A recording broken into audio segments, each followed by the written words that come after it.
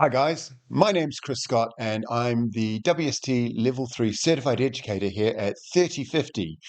We are a leading WSET Level 3 provider and we're going to be talking about how to prep for the WSET Level 3 course.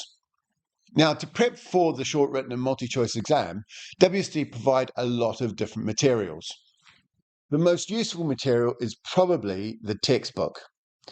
And the textbook has all the facts that you'll need to know for the exam. The problem with the textbook is it's actually got a lot of additional material beyond what you need for the exam. In fact, there's whole sections in the textbook that are not examinable.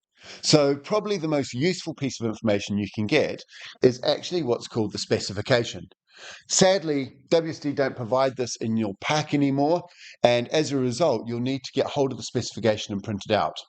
We'll do a whole future podcast on how to get the most out of the specification, but the specification has all the information about what you need to learn and what you don't need to learn for the exam.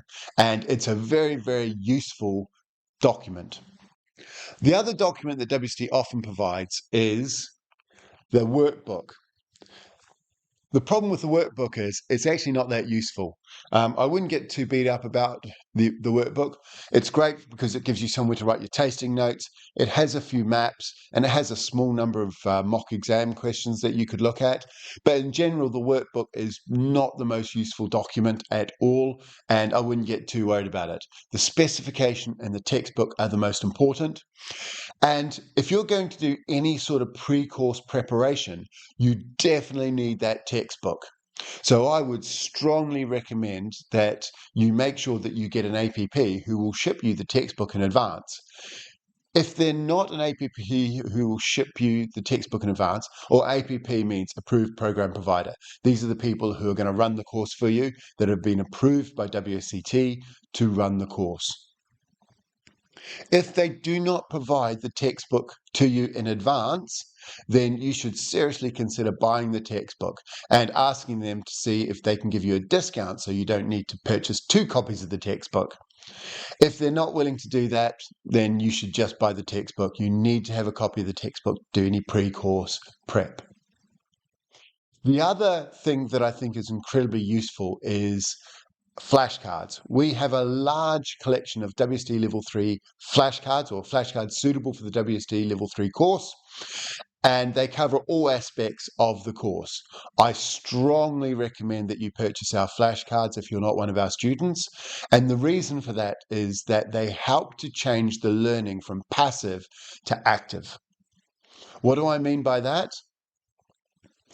Most people will sit down and start reading the textbook. Some people might start reading the textbook and highlight things that they think are important. But usually, most students will start to doze off after a short period of time.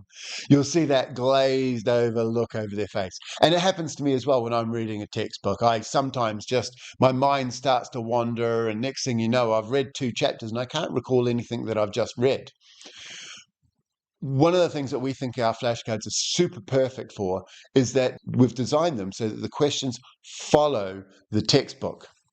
That means that as you read the textbook, you can do, say, half a page and then answer a series of flashcards on the page that you've just read or half page that you've read, then do the next half page. This is called active learning, and active learning is so much more powerful than passive learning. Passive learning, when you're reading the textbook, your eyes will glaze over. You won't even realize you've read half the textbook before you know it, and you won't be able to recall anything. Active learning requires you to read a section and then recall it. And that process of reading, then recalling, means that that knowledge is so much deeper in your brain, and you're much more likely to recall it and remember it and be able to use that information later on in the exams. So active learning, I think, is really important. If you're not purchasing our flashcards, that's fine. You might want to consider making your own flashcards as you go through the textbook. We have something like 2,500 flashcards, so it's a lot of work to produce them. But if you want to create your own or you've got other skills, please make sure that you're doing something active learning. Read the textbook and then make a summary of the text in the textbook, highlighting things. This is really, really, really important. Please, I've had so many students say, I've read the textbook from cover to cover 3 times and I can't remember anything. And that's called passive learning, and you're not likely to learn much at all. So active learning is what you want to do. Now, we have a lot of flashcards that are map-based so that you can get a feel for where the different regions are. During the course, I would not get people to look at those flashcards too much, but before the course, they're fantastic. And first, introducing you to the wine region, letting you know where it is, and also helping you understand what the climate is of that region. These are really useful, and if you've got time before the course, they will add a lot of help to you. You can tie them up with learning about the maps and then doing the flashcards on that region.